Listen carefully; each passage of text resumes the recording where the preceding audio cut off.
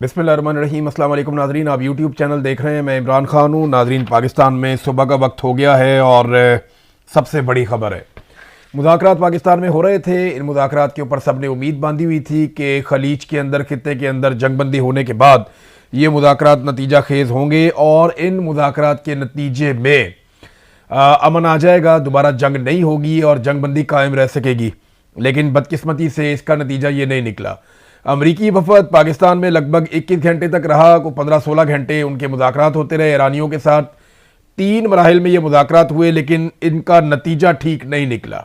अमरीकी नायब सदर JD वेंस ने पाकिस्तान टाइम के मुताबिक सुबह सुबह लगभग कोई 6 बजे के आसपास या इससे कुछ देर पहले एक प्रेस टॉक की और इस प्रेस टॉक में उन्होंने बात की सिर्फ अमरीकी मीडिया से।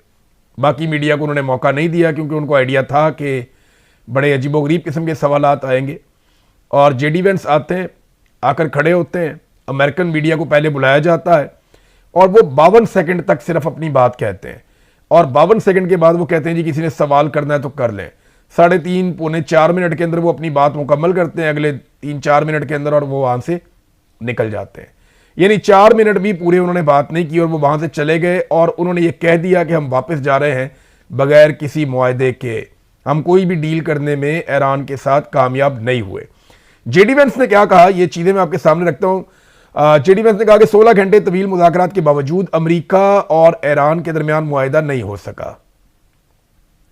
उन्होंने जो शुक्रिया अदा किया पाकिस्तान का, वो लगभग 20 सेकंड तक उन्होंने पाकिस्तान का शुक्रिया अदा किया। शहबाज शरीफ का और फील्ड मार्शल का नाम लेकर उन्होंने शुक्रिया अदा किया और कहा पाकिस्तान ने कोशिश की, बड़ी अच्छी बात है। और उन्होंने वाजे ये किया कि हम किसी किस्म का मुआहदा नहीं कर सके, हमने लचक दिखाई। जो इसकी तफसीलात हैं वो मैं आपके सामने रखता हूँ क्योंकि 4 मिनट में उन्होंने बहुत सारी बातें की हैं।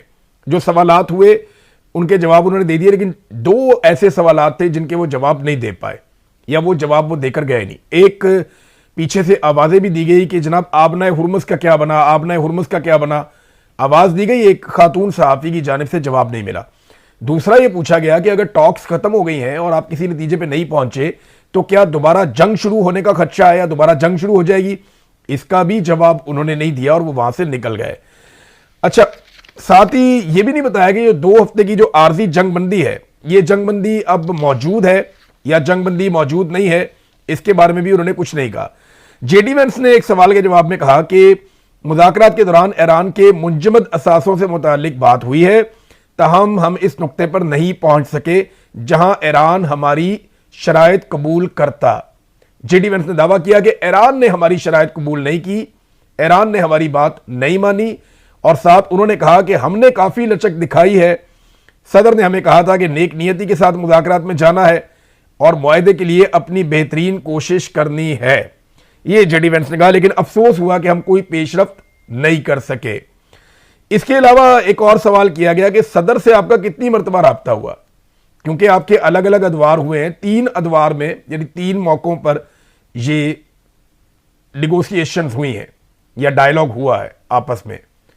एक बिलवास्ता पहले मुज़ाकरात का एक दौर हुआ, दूसरा दौर जो है वो आमने सामने बैठकर एक और मुज़ाकरात का दौर हुआ और तीसरे दौर में कुछ तकनीकी माहिरीन भी बुलवाए गए। ईरान से मुबैना तौर पे 3 तैयारे भी नूर खान एयरबेस पे पहुंचे, उसके अंदर कुछ तकनीकी लोग भी आए और वो भी इन मुज़ाकरात का हिस्सा बने।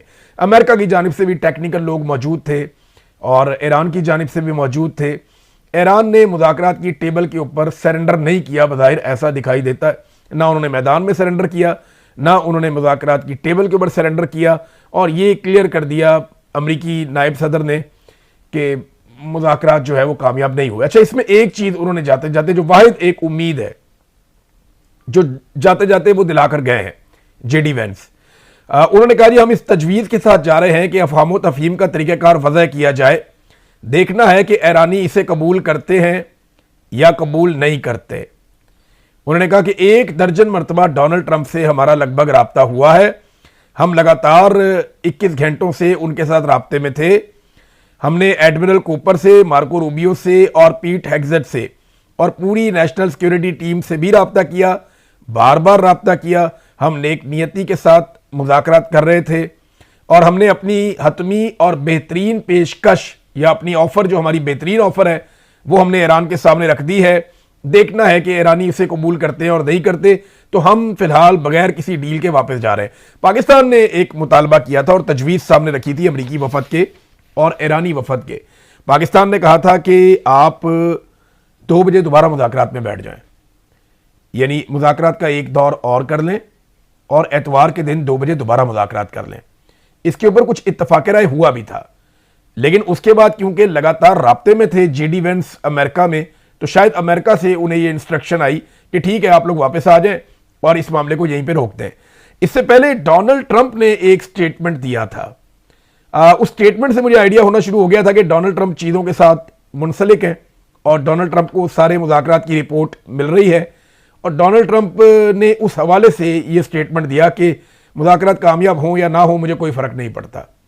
डोनाल्ड ट्रंप ने कहा था कि हम तो जंग जीत चुके हैं, हमें कामयाबी मिल चुकी है, अगर हम मुज़ाकरात में कामयाबी नहीं भी होती और ईरान हमारी बात नहीं भी मानता, कोई डील हमारी ईरान के साथ नहीं भी होती, तो हम जंग जीत चुके हैं, मुझे कोई उससे फ़र्क नहीं पड़ता।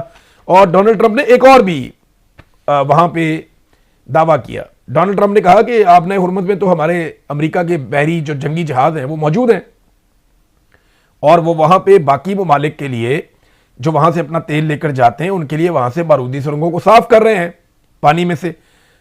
और ईरान ने इसकी तरदीद की। ईरान ने कहा नहीं जी, ये अभी भी ईरानी फौज के कंट्रोल में है मुकम्मल तौर पे आबनाए हुर्मुज़, और आबनाए हुर्मुज़ में कोई अमरीकी जंगी जहाज नहीं आए।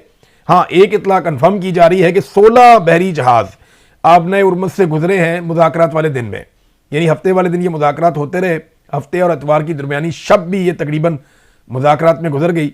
16 घंटे के इन मुज़ाकरात के दौरान और इससे पहले भी लगभग हफ्ते वाले दिन में 16 जहाज गुजरे हैं आबनाए हुर्मुज़ में से। और ट्रंप ने दावा किया कि अमरीकी फोर्सेस आबनाए हुर्मुज़ में मौजूद हैं और बारूदी सुरंगें साफ कर रही हैं, जबकि ईरान ने जवाब दिया कि आबनाए हुर्मुज़ खुली हुई ज़रूर है मगर ईरानी फौजी कंट्रोल में है और कोई अमरीकी बेड़े इस तरफ नहीं आए और ना उन्हें यहाँ पे आने दिया गया है। एक और भी डोनाल्ड ट्रंप ने धमकी लगाई चाइना को, क्योंकि एक खबर चली थी कि चाइना ईरान को कुछ हथियार दे रहा है जो फ़िज़ाई दिफा के लिए है, यानी एयरक्राफ्ट को तबाह करने के लिए वो एंटी एयरक्राफ्ट कोई हथियार है वो दे रहा है, कंधे पे रख के चलाने वाले बाजूकाज हैं और वो हेलीकॉप्टरों को और एयरक्राफ्ट्स को या ड्रोन्स को निशाना बना सकते हैं। तो चाइना ऐसे कुछ हथियार ईरान को दे रहा है, ये दावा किया गया। लेकिन बाद में अमरीकी सदर ने इस पर धमकी लगाई और उन्होंने कहा कि अगर चाइना ईरान को हथियार फराहम करेगा तो संगीन नताइज होंगे चाइना के लिए। ये डोनाल्ड ट्रंप ने चलते हुए एक सहाफ़ी से बात की और वो बात रिपोर्ट हुई। इसके बाद चाइना की जानिब से इसके ऊपर रिएक्शन आया और उन्होंने खबर की तरदीद कर दी। उन्होंने कहा जी हम तो कोई हथियार दे नहीं रहे ईरान को, और ये दावा गलत है जिसमें एंटी एयरक्राफ्ट हथियार ईरान को चाइना की जानिब से दिए जा रहे हैं। तो चाइना ने इस दावे को गलत करार दिया है। तो डोनाल्ड ट्रंप की एग्रेशन जो है वो वापस आ रही है। डोनाल्ड ट्रंप दावा कर रहे हैं कि आबनाए हुर्मुज़ को उन्होंने कंट्रोल कर लिया है। दूसरी जानिब बरतानिया ने एक दावा किया। बरतानिया की जो गवर्नमेंट है वो लगभग कोई 50 मुल्कों के साथ मिलकर, अमेरिका के साथ मिलकर एक कोई इत्तेहाद बना रही है जिस इत्तेहाद को आबनाए हुर्मुज़ को खोलने के लिए इस्तेमाल किया जाएगा। क्या वाकई में अब ताकत के बलबूते पे या ताकत के जोर पे आबनाए हुर्मुज़ को खुलवाया जा सकता है? क्योंकि चाइना ने और रशिया ने बज़ोर ताकत वीटो कर दिया था उस करारदाद को जो अक़वाम मुत्तहिदा में पेश की गई थी कि आबनाए हुर्मुज़ को ताकत के जोर पे खुलवाया जाए। अब अगर कुछ ममालिक इस आबनाए हुर्मुज़ को ताकत के जोर पे खुलवाने आएंगे तो जिन ममालिक ने इस करारदाद को वीटो किया है क्या वो इस ताकत के इस्तेमाल को रोकेंगे? क्या चाइना और रशिया बीच में आएंगे? ये एक बड़ा सवाल है। पाकिस्तान के लिए बड़ी अजीब सिचुएशन पैदा हो गई है मुज़ाकरात की इस नाकामी के बाद। देखें, अभी ईरान का मौक़िफ़ आना बाकी है। हमें एक बात समझनी पड़ेगी कि ईरान जब तक मौक़िफ़ नहीं देगा हमें पता नहीं चलेगा। अभी हमने एक तरफ की बात सुनी है। अभी अमेरिका ने कहा कि उन्होंने लचक दिखाई, अमेरिका ने कहा कि उन्होंने बड़ी अच्छी ऑफर भी दी, अमेरिका ने कहा कि मामला एटम बम बनाने के हवाले से है। जेडी वेंस ने कहा ना जी एटम बम का असल मसला है और हमें पता है कि उनके पास अभी कोई यूरेनियम को अफजूदा करने की या जो उनके पास सेंट्रीफ्यूजेस थे वो तबाह हो गए हैं, वो अभी ये काम नहीं कर सकते, लेकिन फ्यूचर में वो ये नहीं करेंगे इसकी गारंटी वगैरह भी हमें चाहिए। तो वो उसको इसी मामले पे उन्होंने रखा, एटमी हथियारों की तैयारी के मामले के ऊपर जो जेडी वेंस बात करके गए हैं। अब ईरान का मौक़िफ़ नहीं आया अभी तक। ईरान की डिमांड्स क्या थी, किन डिमांड्स के ऊपर ईरान को क्या जवाब दिया गया और ईरान का मौकिफ एक्चुअली क्या है, ये ईरान का मीडिया आपको बताना शुरू करेगा, या जो ट्विटर इस्तेमाल करते हैं काली बाफ उसके ऊपर आ सकता है, जो इराकची ट्विटर इस्तेमाल करते हैं उसके ऊपर ईरान का जवाब आ सकता है। तो ईरानी जवाब अभी आना बाकी है। जेडी वेंस अपने हिस्से की बात करके चले गए और उन्होंने पाकिस्तान की सरजमीन पर खड़े होकर यह बात की है। ईरानी अभी मेरे ख्याल में इसके ऊपर गौर खौस करेंगे और वो अपना मौक़िफ़ पेश करेंगे। देखना यह है कि उनके मौक़िफ़ को कितनी पजीराई मिलती है या कितना वेटेज उनके मौक़िफ़ को दिया जाता है। ऐसा लगता है कि अमेरिका ने पहल करके ईरान को मौका फराहम कर दिया है कि वो अपने मौक़िफ़ को बनाने में थोड़ा टाइम ले ले। देखते हैं कि ईरानी पाकिस्तान के अंदर से ये बात करते हैं या वापस अपने वतन ईरान पहुंचने के बाद ईरानी इस हवाले से कोई जवाब देते हैं या कोई बात करते हैं। देखिए, ये इतना इंपॉर्टेंट था कि इसी मौके पे खबर आती है कि शहबाज शरीफ एक हंगामी तौर पे सऊदी अरब का विजिट करेंगे और ये उस वक्त हो रहा है जब पाकिस्तान में ईरान के और अमेरिका के मुज़ाकरात चल रहे हैं और पाकिस्तानी एयरफोर्स के जंगी तैयारे सऊदी अरब के साथ दिफाई मुआहदे के नुक्ता नज़र से सऊदी अरब पहुंच चुके हैं और वहां पे किंग अब्दुल अजीज एयरपोर्ट के ऊपर या एयरबेस के ऊपर उनको एक फैसिलिटी दी गई है। तो पाकिस्तानी एयरफोर्स से सऊदीया के दिफा के लिए वहां चली गई उस मुआहदे के तहत जो आसिम मुनीर और शहबाज शरीफ ने सऊदी गवर्नमेंट के साथ किया है और सेम टाइम में मुज़ाकरात भी चल रहे हैं। और सेम टाइम में एक खबर और आती है। खबर यह आती है कि सऊदी अरब और कतर पाकिस्तान को $5 अरब देंगे फैसिलिटेट करने के लिए, सहूलतकारी करने के लिए, ताकि पाकिस्तान जो है वो उस प्रेशर से निकले जो प्रेशर यूएई ने पाकिस्तान से अपने $3.5 अरब वापस मांग लिए। अब यूएई जो है वो पाकिस्तान से $3.5 अरब वापस ले रहा है। सऊदी अरब और कतर पाकिस्तान को $5 अरब दे रहे हैं और ये कर्जा है, ये कोई हमारी मदद नहीं, हमारे पास रहेंगे नहीं ये पैसे, ये वक्ती मदद है, कर्जे की सूरत में है, ये पैसा आपको वापस करना पड़ेगा, वो आपके अकाउंट में रख देंगे और इस पैसे को नॉर्मली आप खर्च नहीं कर सकते, लेकिन क्योंकि आपने यूएई का पैसा वापस करना है तो इस पैसे को आप अपने अकाउंट में उस पैसे की जगह पे रख लेंगे। तो अमानतन उनका पैसा पड़ा रहेगा ताकि पाकिस्तान के कौमी खजाने के ऊपर एक वो जो होता है ना, थोड़ा सा आपका कौमी खजाने में पैसा होना चाहिए, आईएमएफ को भी तसल्ली रहती है, तो ये वो पैसा होगा जो वहां पड़ा रहेगा। पहले भी हमने रखा हुआ है मुख्तलिफ ममालिक का पैसा, हमारे अपने पैसे तो है नहीं ज़्यादा, चाइना के हैं, यूएई के हैं और सऊदी अरब के हैं, तो ये सऊदी अरब और कतर के मजीद पैसे पाकिस्तान के कौमी खजाने में आ जाएंगे। एक तो ये बहुत इंपॉर्टेंट है इस वक्त। दूसरा, पाकिस्तान की एयरफोर्स और जंगी जहाज़ों का वहां जाना बहुत इंपॉर्टेंट है। तीसरा, अमेरिका और ईरान के मुज़ाकरात का इस तरीके से खत्म हो जाना और जेडी वेंस का इसको ऐलान कर देना। हालांकि पाकिस्तान ने तजवीज़ दी हुई थी, जो रिपोर्ट हुई थी ईरानी मीडिया पे, कि एतवार की दोपहर 2 बजे तक मुज़ाकरात मुलतवी किए गए, एक और दौर होगा, दोबारा बैठेंगे। लेकिन अमेरिका को मायूसी हुई है और शायद अमेरिका मजीद सामना नहीं करना चाहता इन मुज़ाकरात का, तो वो मुज़ाकरात की टेबल से उठकर चला गया है। ईरान ने ना तो मैदान में सरेंडर किया और ऐसा लगता है कि मुज़ाकरात में भी उन्होंने अमरीकी मुतालबात के सामने सरेंडर नहीं किया। अब ईरानी मौक़िफ़ आएगा तो हमें पता चलेगा कि ईरान इस सारे के बारे में क्या कहता है। नाज़रीन, सारा दिन जब ये मुज़ाकरात हो रहे थे ना, तो ये तासुर बन रहा था कि बड़े मुस्बत मुज़ाकरात हो रहे हैं और मीडिया ये दावा कर रहा था। उसका सबसे बड़ा रीज़न ये था कि मुज़ाकरात होते चले जा रहे थे। जैसे जैसे घंटे गुजर रहे थे, मुज़ाकरात के नए अदवार आ रहे थे, तो सबको लग रहा था कि इसमें कामयाबी मिल रही है, क्योंकि मुज़ाकरात हो रहे हैं और जब इतने सारे दिमाग बैठते हैं और देर तक बैठते हैं तो तवक्को की जाती है कि कामयाबी मिलेगी। लेकिन बदकिस्मती से वो नहीं हुआ। अब पाकिस्तान के लिए एक बड़ा सुनहरी मौका था, अगर ये मुज़ाकरात कामयाब होते तो पाकिस्तान को इसमें बहुत पजीराई मिलती। लेकिन अभी भी उम्मीद छोड़नी नहीं चाहिए। पाकिस्तान को बदस्तूर यही कोशिश करनी चाहिए कि इस सारी लड़ाई में गैर जानिबदार रहते हुए दोबारा कोशिश करे कि अमेरिका और ईरान के मुज़ाकरात हों, दोबारा कोशिश करे कि सऊदी अरब और ईरान के मुज़ाकरात हो, दोबारा कोशिश करे कि खित्ते के अंदर जंगबंदी हो।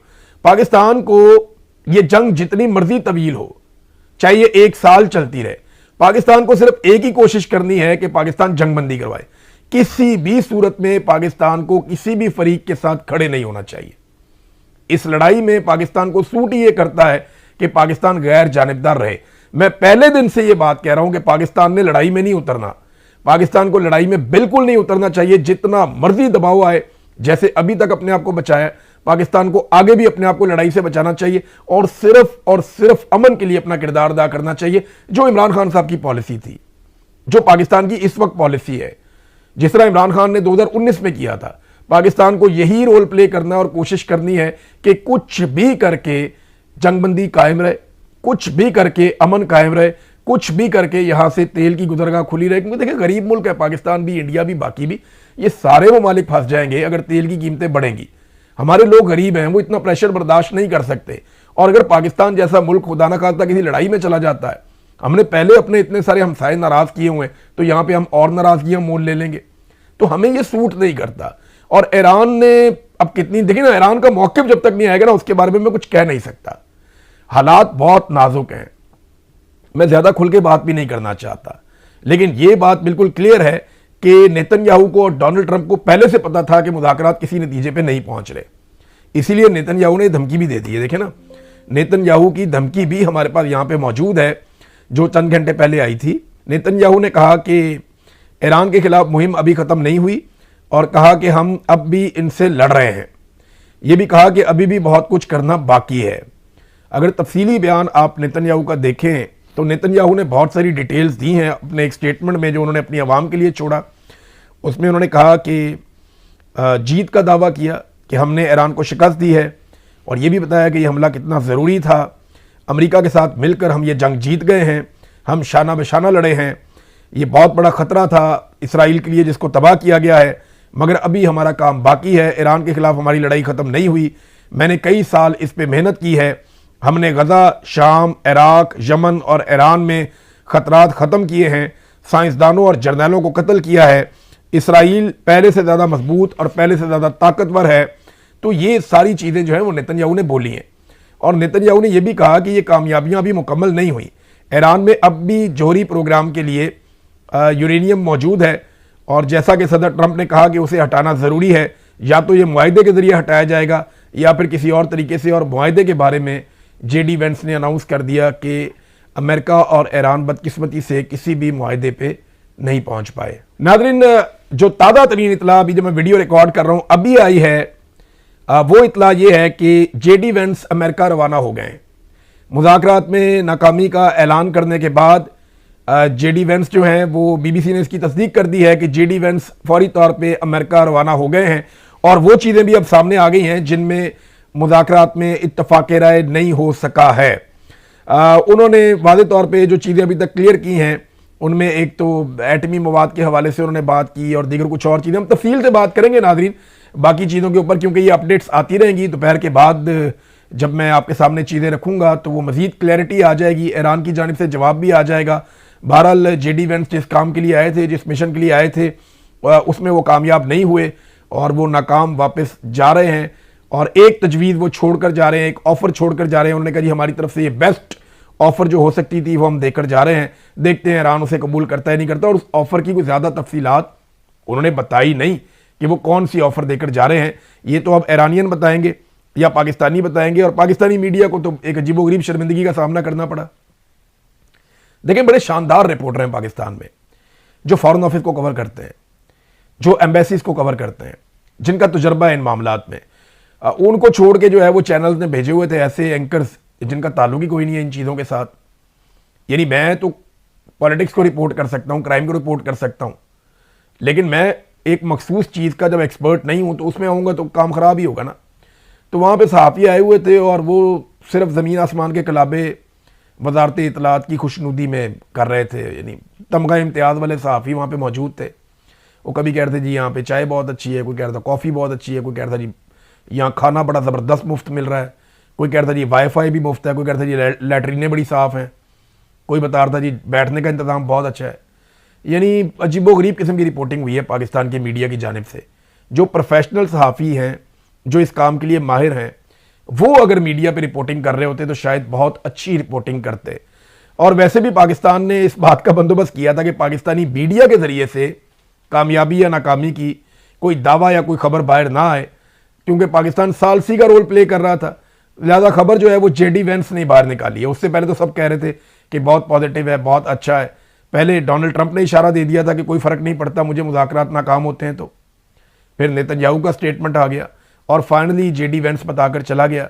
अब ईरानी वफद जवाब देगा तो पता चलेगा कि एक्चुअली हुआ क्या और किस वजह से ये नाकामी हुई है, और फर्दर कोई उम्मीद है या नहीं है।